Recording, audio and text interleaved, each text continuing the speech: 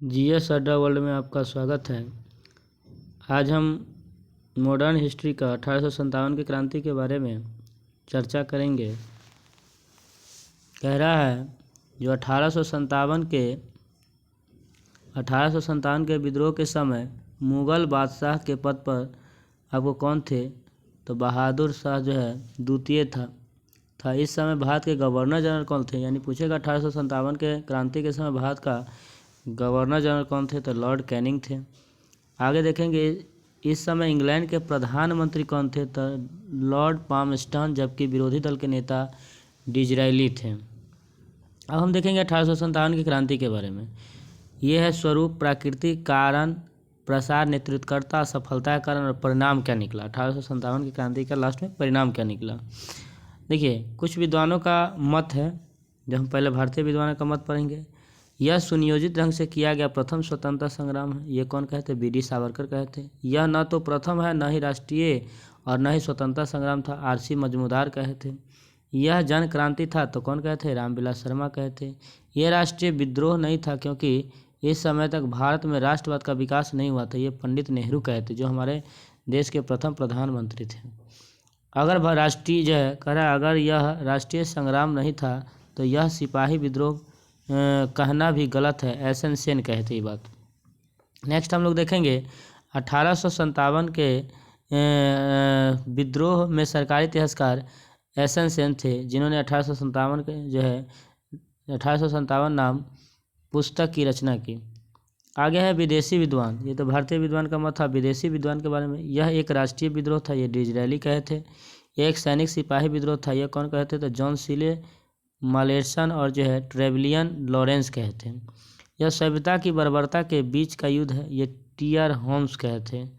उसके बाद है नेक्स्ट चौथा देखेंगे, यह धर्मांधों का ईसाई के विरुद्ध युद्ध है, ये एल.ई.आर. रिच कहते हैं। आगे है ये पाँचवा है, यह हिंदू और मुसलमान का अंग्रेज के खिलाफ षड्यंत्र था, जेम्स ऑस्टम और डब्ल्यू टेलर कहते हैं। निष्कर्ष यही निकला कि यह कह सकते हैं कि यह पूर्णतः न सिपाही विद्रोह था, न ही जनक्रांति थी, बल्कि कुछ सिपाही और कुछ भारतीयों द्वारा किया गया क्रांति था। क्रांति जो है इसे हम इस लिहाज से कह सकते हैं क्योंकि 1857 के विद्रोह में भारत में आमूलचूल परिवर्तन हुआ था, जिसमें कि 1857 के विद्रोह के पूर्व जहां भारत में अंग्रेज कंपनी का शासन था, उसे समाप्त कर अंग्रेजी सरकार को प्रत्यक्ष तौर पर भारत शासन स्थापना हुई। आगे हम देखेंगे राजनीतिक कारण। रॉबर्ट क्लाइव द्वारा लागू किया गया द्वैत शासन व्यवस्था, जिसे भारत में बड़े अकाल को जन्म दिया। वारेन हेस्टिंग्स, लॉर्ड कॉर्नवालिस पर आक्रामक नीति, यानी वारेन हेस्टिंग्स और लॉर्ड कॉर्नवालिस की आक्रामक नीति। उसके बाद लॉर्ड वेलेजली का सहायक संधि, लॉर्ड हेस्टिंग्स का जो है फॉरवर्ड पॉलिसी नीति, लॉर्ड डलहौजी का हड़प नीति। आगे हम लोग देखेंगे सामाजिक कारण।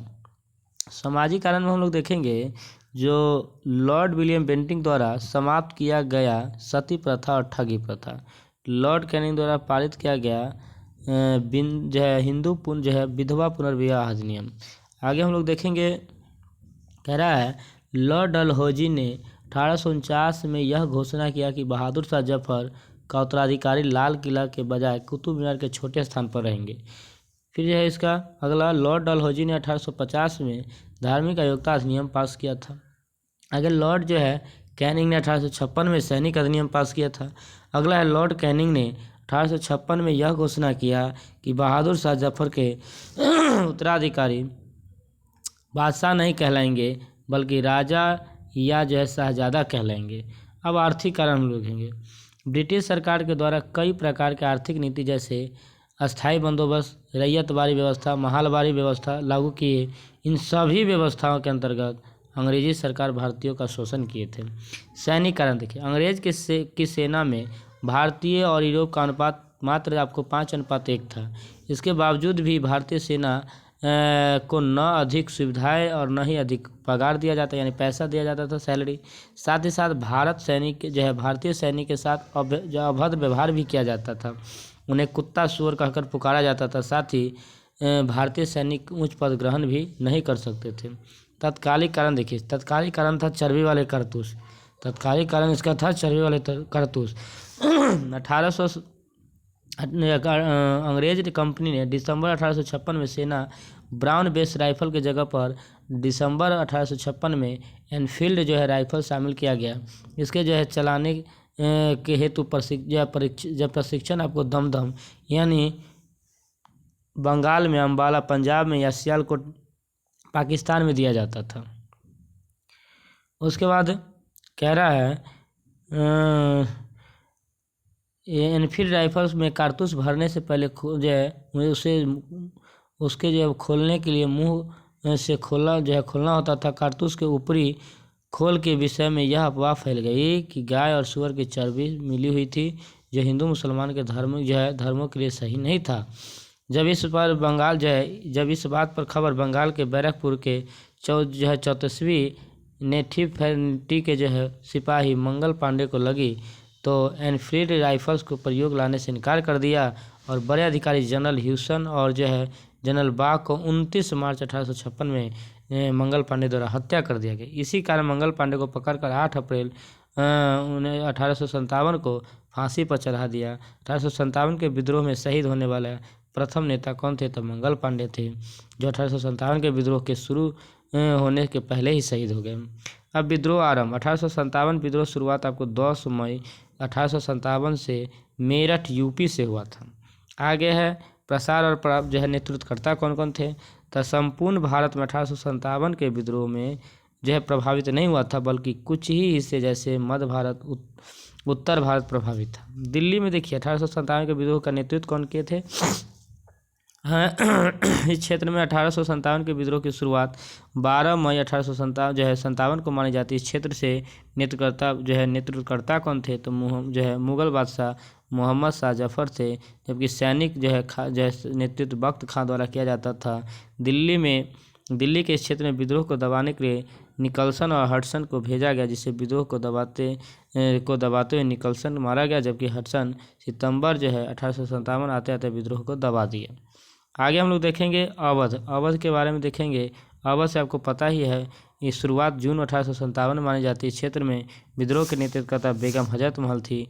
लखनऊ के इस विद्रोह को दबाते हुए हेनरी लॉरेंस मारे गए, जबकि विद्रोह को कैंपबेल द्वारा दबाया गया। बेगम हजरत महल विद्रोह के समाप्ति के अंतिम दौर में भाग कर नेपाल चली गई थी। अब है कानपुर के बारे में। कानपुर के क्षेत्र में विद्रोह की शुरुआत जून 1857 मानी जाती है। इस क्षेत्र में विद्रोह का नेतृत्व करता नाना साहब थे। नाना साहब का मूल नाम था धोंधू पंत था। नाना साहब के सलाहकार अजीमुल्लाह थे। नाना साहब के पेंशन पैरवी कानपुर से जो है के सैन्य नेतृत्व करता तात्या टोपे ने संभाला। तात्या टोपे का मूल नाम रामचंद्र पांडुरंग था। तात्या टोपे अपने मित्र धोखाधड़ी के कारण मारे गए। विद्रोह के अंतिम दौर में नाना साहब भाग कर नेपाल चले गए। इस क्षेत्र में सेनापति कैंपबेल विद्रोह को दबा दिया था। हम लोग देखेंगे बिहार के बारे में। बिहार में जो है आपको 1857 के विद्रोह जो है देवघर के रोहिणी गांव में 12 जून 1857 को मानी जाती है। पटना के क्षेत्र में 1857 के विद्रोह की शुरुआत 3 जुलाई 1857 को मानी जाती है। पटना के क्षेत्र में विद्रोह का नेतृत्वकर्ता अगर पूछेगा कौन है, तो आपको पीर अली थे। पुस्तक विक्रेता पीर अली। पटना के बाद यह विद्रोह दानापुर, मुजफ्फरपुर, आरा पहुंचा। बिहार में इस विद्रोह से प्रभावित नहीं, जो है पूरा बिहार इस विद्रोह से आपको प्रभावित नहीं था। बिहार में इस विद्रोह का नेतृत्व करता आरा के जगदीशपुर के जमींदार थे वीर कुंवर सिंह। बाबू वीर कुंवर सिंह माना जाता है। इसमें 80 वर्ष की उम्र में नाना साहब और रानी लक्ष्मीबाई के साथ मिलकर जो अंग्रेज को कड़ी शिकस्त दी। वीर कुंवर सिंह जो है अंग्रेज संघर्ष जो है वीर कुंवर सिंह का संघर्ष अंग्रेज अधिकारी ली ग्रांट से हुआ। 23 अप्रैल 1858 को इस जो है संघर्ष में कुंवर सिंह ने ली ग्रांट को पराजित किया। इस कारण से प्रत्येक 23 अप्रैल को विजय दिवस के रूप में मनाया जाता है। और उसके बाद इस संघर्ष के दौरान वीर कुंवर सिंह बुरी तरह घायल हो गए। कुछ ही दिन के बाद इनका निधन हो गया। बाद में यह जो है इस विद्रोह का नेतृत्व करता है इनके भाई अमर सिंह ने संभाला। बिहार के क्षेत्र में विद्रोह को दबाने का श्रेय विलियम टेलर और जो है विस्टेन अय्यर को जाता है। अब झांसी के बारे में हम लोग पढ़ेंगे। झांसी इस क्षेत्र में 1857 के विद्रोह का नेतृत्व करता रानी लक्ष्मीबाई द्वारा किया गया। उनका जन्म आपको बनारस में, जबकि समाधि स्थल ग्वालियर में है। इनका बचपन का नाम मन्नू या मनकर्णिका। रानी लक्ष्मीबाई जनरल हीरो से लड़ती हुई 17 जून 1858 को मारी गई। जनरल हिलोज ने रानी लक्ष्मीबाई को मर्द की संज्ञा दी थी। झांसी के विद्रोह को दबाने का श्रेय जनरल हिलोज को माना जाता है। फैजाबाद, फैजाबाद में कौन थे तो आपको पता ही है। फैजाबाद में फैजाबाद से मौलवी अहमदुल्ला थे। यह मूल रूप से दक्षिण भारत के रहने वाले थे। मौलवी अहमदुल्ला अंग्रेज सरकार का कट्टर दुश्मन था। इस क्षेत्र में विद्रोह का दबाने का श्रेय कैंपबेल को जाता है। हाल के दिनों में फैजाबाद का नाम आपको क्या रख दिया गया है तो इसका नाम बदल के अयोध्या रख दिया गया है। इलाहाबाद, बनारस, इस क्षेत्र में विद्रोह का नेतृत्व करता है लियाकत अली।